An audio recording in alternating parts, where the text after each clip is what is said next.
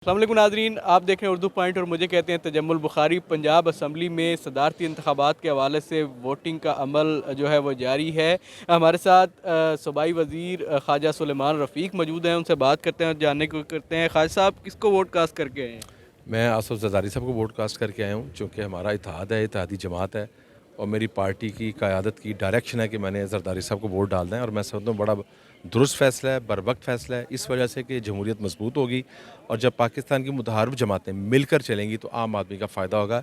यही वो पैगाम है जो हमने हमेशा तहरीक इंसाफ को दिया, इमरान खान साहब को दिया, मगर वो इस बात को नहीं समझ सके। उन्होंने अपने जो मुखालफिन थे उनके खिलाफ इंतकामी कार्रवाई की और यही वजह है कि आज वो बदकिस्मती से जेल में बैठे हुए हैं और अब देखें कि अल्लाह ने हम सबको फिर इज़्ज़त दी ख्वाजा है। साहब, जब नून लीग और पीपल्स पार्टी या दीगर जो जमातें हैं, जब ये इक़्तिदार में होती हैं तब ये जमहूरियत की मजबूती की बात करती हैं, लेकिन जब ये इक़्तिदार से आउट हो जाती हैं तो फिर एक दूसरे के ऊपर जिस तरह से तनकीद करते हैं और जिस तरह की ज़ुबान इस्तेमाल की जाती है, तो तब जमहूरियत क्यों याद नहीं रहती?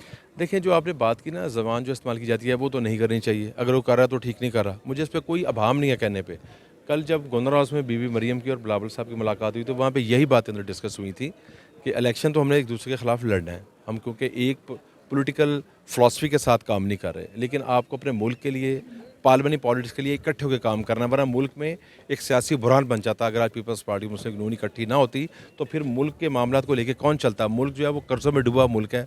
IMF से बात करनी है, अपने खारजा अमूर को बेहतर करना है, अंदरून मुल्क आपके जो मामलात हैं उनको बेहतर करना है, तो आपको फिर एक वसीतर मुफाद में एक दूसरे के साथ मिलना पड़ता है। अच्छा ख़ालिद साहब, ये बता दें कि महमूद ख़ान अचकज़ई जो कि आसफ़ अली ज़रदारी के मुखालिफ उम्मीदवार हैं, वो भी आपके इत्तेहादी थे।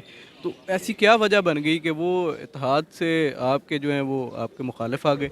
देखिए, इत्तेहाद बनते भी रहते हैं, बाज़ के इत्तेहाद किसी न किसी वजह से टूट भी जाते हैं। ज़ाहिर है उन्होंने हमारे से एक बड़ा तवील अरसा गुज़ारा है, लेकिन मैं समझता हूँ कि उनको थोड़ी-सी अपनी शख्सियत में एक तवाज़ुन करना चाहिए एक सियासी कारकुन की हैसियत से। आप एक ही डगर पे नहीं चल सकते, आपको चीज़ें बैलेंस करनी पड़ती हैं और जब तक हम बैलेंस नहीं करेंगे, आपको मुल्क की खिदमत करने का मौका नहीं मिलेगा। मुल्क की खिदमत सबसे अहम चीज़ है।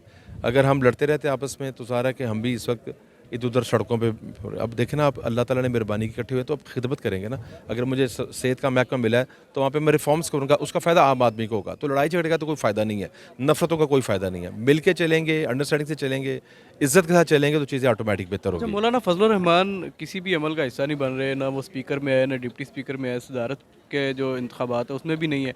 तो क्या समझते हैं, वो खुद को किसी बंद गली में दाखिल कर रहे हैं या कि नई किसी चाल की या किसी नई कोई बिसात बिछा रहे हैं? देखिए, मौलाना एक बहुत ही समझदार और ज़ीरक शख्सियत का मालिक हैं और बड़े मियाँ साहब से उनका बड़ा एक ताल्लुक है। आपस में राब्ते भी जा रहे हैं, मुलाकातें भी जा रही हैं, गुफ्तगू भी जारी है। मेरा ख़्याल है उसका इंशाल्लाह अच्छा हल निकलेगा। उनके कुछ सवालात हैं, उनके जवाब इंशाल्लाह मिलेंगे उनको और मेरा ख़्याल है उसके बाद चीज़ें आपको इंशाल्लाह लग बेहतर रहा है हो कि जाएँगी। मौलाना भी फिर आपकी सफ़ में खड़े हो अभी जाएंगे? मैं ये कह नहीं सकता, ज़ाहिर है कि वो आज़ाद पार्टी है, लेकिन ताल्लुकात हमारे आपस में बेहतर है। अच्छा खाई साहब, ये बताइएगा कि आप सूबाई वज़ीर सेहत बन चुके हैं, तो सेहत कार्ड एक बहुत बड़ा इनिशिएटिव था गुज़िश्ता हुकूमत का, तो उसको कंटिन्यू करने जा रहे हैं नहीं? एक मैं थोड़ी तस्दीक कर दूं कि वो पिछली हुकूमत का शुरू करदा नहीं था। डॉक्यूमेंटेड और सबूत के साथ ये 2014 में मियाँ साहब ने इस प्रोग्राम पे काम शुरू किया था। हमने 17 ज़िलों में इसको लॉन्च कर दिया था पंजाब में और इसके जितने भी कॉन्ट्रैक्ट्स हैं, इसके रेट्स हैं, इसका तरीक़ेकार है, वो सारा हमने वज़ा किया था और उन तमाम शहरों में यानी रहीम यार खां में मियाँ नवाज़ साहब ने खुद जाके इसका इफ्तिताह किया था और 31 मई 18 तक हम 17 ज़िलों में इसको लॉन्च कर चुके थे। जब तहरीक इंसाफ आई, उसने मियाँ साहब के इस प्रोग्राम को पकड़ा और अच्छा किया, लेकिन उसमें ख़राबी बहुत ज़्यादा हुई कि पैसों का ज़िया बहुत हुआ। हम जो अब सिस्टम को मॉडिफ़ाई कर रहे हैं और ला रहे हैं, जो हम प्रेजेंटेशन इंशाअल्लाह चंद दिन में देंगे मरियम बीबी को, उसमें हम गरीब आदमी के लिए फ़्री कर रहे हैं और फिर हम देखेंगे कि जो अमीर तबका है उसको उसमें कैसे शामिल ये करना है। स्पेसिफिकेशन कैसे होगी कि ये गरीब है और ये अमीर है? अब सारे गरीब तो बेनज़ीर इनकम सपोर्ट पर रजिस्टर्ड नहीं है। देखें, उसको साथ-साथ एक तो अपग्रेड किया जा रहा है, दूसरा पंजाब हुकूमत ने अभी मरियम ने डायरेक्शन दी है कि अगले 3 से 4 माह में इस सारे डाटा को जो पंजाब की हद तक है बिस्प का, उसको इम्प्रूव किया जाए।